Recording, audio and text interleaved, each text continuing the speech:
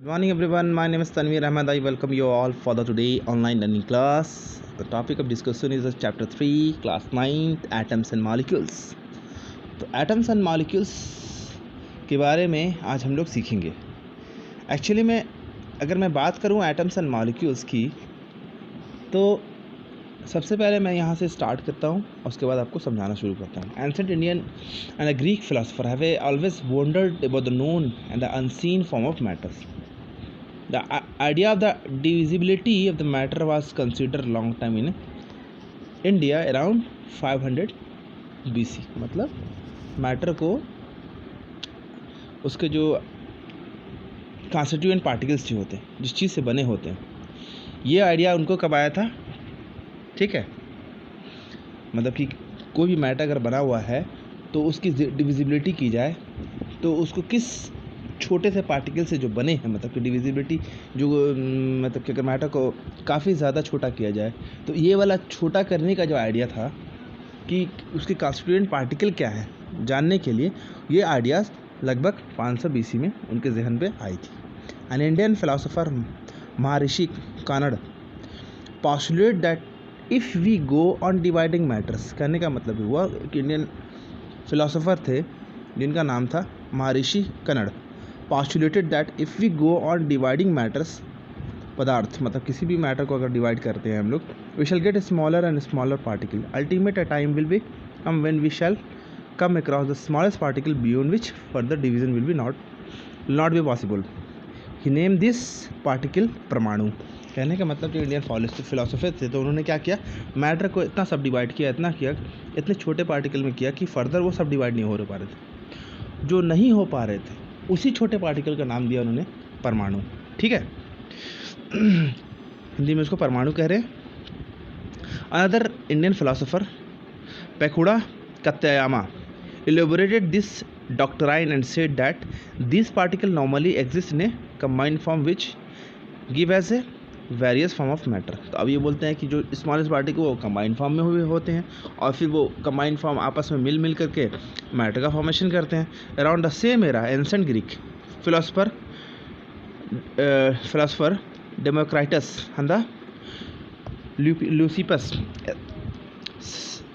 subjected that if we go on a dividing matter, a stage will come when a particle obtained can't be divided further. मतलब कि दो Greek philosopher थे जिनका नाम है डेमोक्राइटस and Leucippus. उन्होंने बताया, इसी चीज़ को समझाया, क्या चीज़, कि मैटर को हम लोग एक ऐसे स्टेज पे मतलब काफ़ी स्मॉल पार्टिकल पे कर दिया जाए, फिर फर्दर उसको हम लोग डिवाइड नहीं कर सकते. डेमोक्राटस कॉल्ड दिस इंडिविजुअल पार्टिकल, और इस छोटे पार्टिकल को उन्होंने एटम्स का नाम दिया, mean individual. All this was based on a philosophical consideration and not much experimental work. To validate this idea could be done till the 18th century. मतलब ये आइडिया जो है 18th सेंचुरी तक कंटिन्यूस चलती रही कि हाँ, मैटर जो है स्मॉलेस्ट पार्टिकल से बनी होती हैं जिसको हम लोग फर्दर डिवाइड नहीं कर सकते. By the end of the 19th century scientist recognise the different between the element and compound and naturally become interested in finding out how and why element combine and what happened when they combined. तो उसके बाद 19th century जब and हुई, तब उन्होंने बताया कि ये जो है आपस में किस तरह से, मतलब कि एलिमेंट और कंपाउंड का पहले तो आइडिया दिया, दूसरा ये किस तरह से आपस में कंबाइन करते हैं, ठीक है, और क्या होता है कॉम्बिनेशन के बाद, ये साइंटिस्ट ने हमें समझाया. मतलब by the end of the 18th century, not 19th century, it's 18th century तक के एंड होते हुए उन्होंने समझाया कि जब एटम्स हैं जो भी है मतलब आपस में कंबाइन करते हैं, अब कंबाइन करने के बाद वो किस तरह से क्या रिजल्ट देते हैं वो. Another L Lavoisier laid the foundation of a chemical science by establishing 2 important law of chemical combination. तो एंटोनी लिवोजियर ने बताया, एक फाउंडेशन दिया किसका, केमिस्ट्री का, बताया कि किस तरह से वो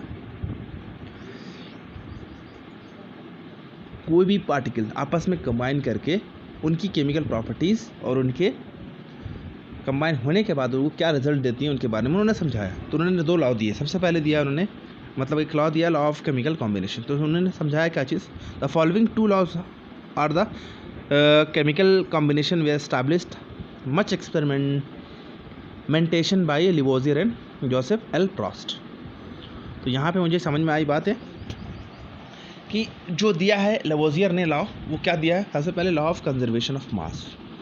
is there any change in mass when the chemical reaction take place. जब भी कोई केमिकल चेंज होंगी, केमिकल रिएक्शन अगर होंगी, तो केमिकल चेंज अगर होते हैं तो उस कंडीशन में कह सकते हैं वहाँ पे केमिकल रिएक्शन हो रही हैं। तो एक्टिविटी 3.1 की अगर बात की रहूँ तो यहाँ आप देखेंगे, यहाँ पे दो आपके केमिकल सब्सटेंस को लिया गया है। जैसे देखिए, take one of the following set X and Y for a chemicals. Copper substance, copper sulphate, उसके बाद दिया वो सोडियम कार्बोनेट। पहले में कॉपर सल्फेट है, दूसरे में सोडियम कार्बोनेट है, दूसरे में बेरियम क्लोराइड है और सोडियम सल्फेट है, थर्ड में lead nitrate and sodium chloride है। 3 एग्जाम्पल्स को लिए गए और तीनों का एक 5% का सोल्यूशन बनाया गया। Prepare separate a 5% of any one of the substance listed under X and Y in the water. अब जैसे कॉपर सल्फेट और सोडियम कार्बोनेट का एग्जांपल, या चलो मैं लेता हूँ बेरियम क्लोराइड और सोडियम सल्फेट का। तो बेरियम क्लोराइड होती है BaCl2 plus sodium chloride, sodium sulphate Na2SO4। This is called barium sulphate and sodium chloride.